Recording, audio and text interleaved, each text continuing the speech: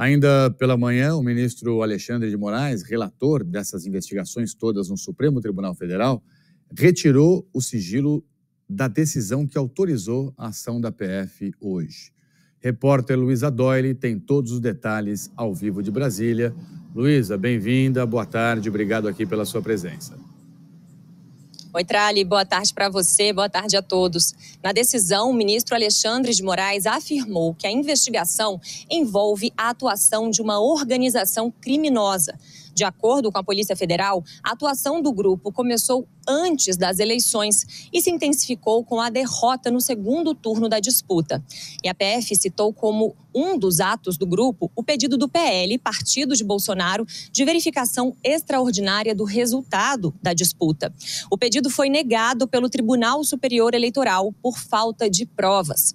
A PF destacou a existência de um documento de teor golpista, elaborado em formato de decreto, que foi discutido em reuniões entre Bolsonaro, integrantes do governo dele e militares.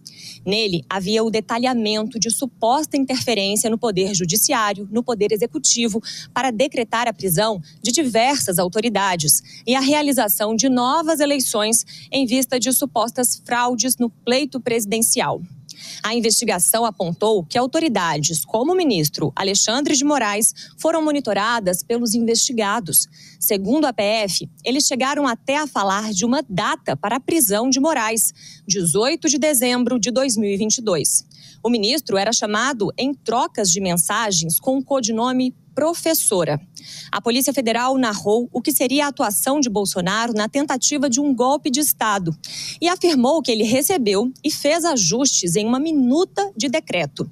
As investigações apontam que essas tratativas eram feitas com assessores diretos e envolviam militares de alta patente. A PF apontou que os elementos informativos revelaram que Jair Bolsonaro recebeu uma minuta de decreto apresentado por Felipe Martins e Amaury Feres Saad para executar um golpe de Estado detalhando supostas interferências do Poder Judiciário no Poder Executivo. E, ao final, decretava a prisão de diversas autoridades, entre as quais os ministros do Supremo Tribunal Federal, Alexandre de Moraes e Gilmar Mendes, além do presidente do Senado, Rodrigo Pacheco. E, por fim, determinava a realização de novas eleições. Para os investigadores, depois foram realizadas alterações a pedido do então presidente, permanecendo a determinação de prisão do ministro Alexandre de Moraes e a realização de novas eleições. Nesse sentido, era relevante para os investigados monitorarem o ministro Alexandre de Moraes para executarem a pretendida ordem de prisão em caso de consumação do golpe de Estado. A PF afirmou que os elementos probatórios reunidos ao longo da investigação evidenciaram que os investigados se utilizaram diretamente dos cargos públicos que exerciam tanto em ações relacionadas à tentativa de execução do golpe de Estado, quanto para eximir possível responsabilidade criminal pelos atos até então já realizados. Caso do general Estevão Teófilo Gaspar de Oliveira, que era comandante do Comando de Operações Terrestres do Exército Brasileiro e responsável pelo emprego do Comando de Operações Especiais. A PF relata que em dezembro de 2022, Estevão Teófilo se reuniu com o então presidente Jair Bolsonaro no Palácio da Alvorada e, de acordo com os diálogos encontrados no celular de Mauro Cid, teria consentido com a adesão ao golpe de Estado desde que o presidente assinasse a medida. A PF diz que os elementos indiciários já reunidos apontam que caberiam às forças especiais do Exército a missão de efetuar a prisão de Moraes, assim que o decreto presidencial fosse assinado. No mês seguinte, em janeiro do ano passado, Mauro Cid encaminha ao general Teófilo notícia jornalística com a informação de que poderia ser preso nas primeiras semanas do ano, recebendo como resposta do general, abre aspas, fique tranquilo, Cid, vou conversar com o Arruda hoje, nada lhe acontecerá. A Polícia Federal relatou ao Supremo ter encontrado no computador de Mauro Cid o vídeo de uma reunião de Bolsonaro com a alta cúpula do governo. A PF disse que em julho de 2022 foi convocada pelo então presidente Jair Messias Bolsonaro reunião da alta cúpula do governo federal, que contou com a presença de Anderson Torres e dos militares Augusto Heleno, Paulo Sérgio Nogueira de Oliveira, Mauro Fernandes Walter Souza Braga Neto. A reunião, segundo a Polícia Federal, também teve como finalidade cobrar dos presentes conduta ativa na promoção da ilegal desinformação e ataques à justiça eleitoral, promoção e a difusão em cada uma de suas respectivas áreas, desinformações quanto à lisura do sistema de votação, utilizando a estrutura do Estado brasileiro para fins ilícitos e desgarrados do interesse público. Essa narrativa serviu como um dos elementos essenciais para manter mobilizadas as manifestações em frente às instalações militares após a derrota eleitoral e, com isso, dar uma falsa percepção de apoio popular, pressionando integrantes das Forças Armadas a aderirem ao golpe de Estado em andamento.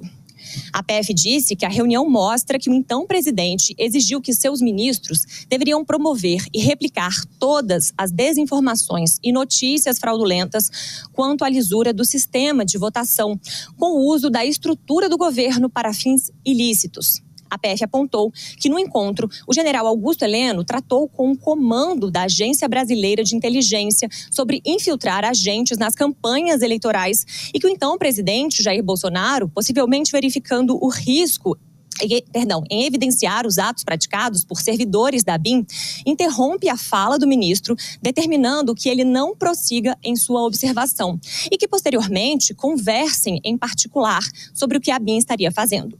O chefe do GSI prossegue em sua fala e evidencia a necessidade de os órgãos de Estado vinculados ao governo federal atuarem para assegurar a vitória do então presidente Jair Bolsonaro. Diz: não vai ter revisão do VAR. Então, o que tiver que ser feito, tem que ser feito antes das eleições. Se tiver que dar soco na mesa, é antes das eleições. Se tiver que virar a mesa, é antes das eleições. Em seguida, o então ministro do GSI afirma de forma categórica que deveriam agir contra determinadas instituições e pessoas.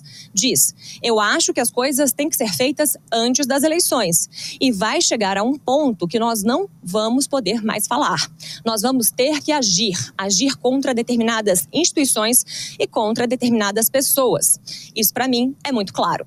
Em uma conversa com um aliado, então ajudante de ordens de Bolsonaro, o tenente-coronel Mauro Cid, falou que o grupo tinha infiltrados por todos os lados que repassavam informações e admitiu a dificuldade do grupo em encontrar provas de fraudes no sistema eleitoral.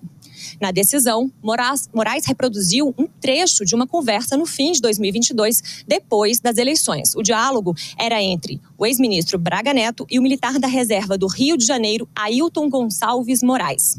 Braga Neto criticou o general Freire Gomes, então comandante do Exército.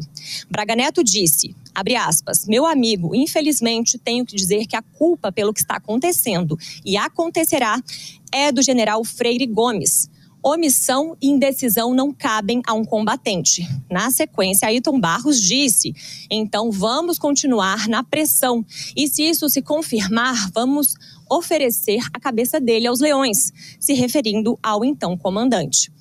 Braga Neto reforçou, oferece a cabeça dele, cagão. Moraes afirmou que as medidas de busca e apreensão se justificam porque a investigação contempla vasto relato de complexa e coordenada atuação de organização criminosa, direcionada a propósito que inviabilizaria a manutenção do arranjo político do país, por meio da adoção de medidas que estipulavam estratégias de subversão da ordem jurídico-constitucional e a adoção de medidas extremas que culminaram na decretação de um golpe de Estado, tudo a fim de assegurar a permanência no poder do então presidente Jair Messias Bolsonaro. Trali. Obrigado, Luísa, pelas informações ao vivo, direto aí de Brasília. Boa tarde, um ótimo trabalho para você.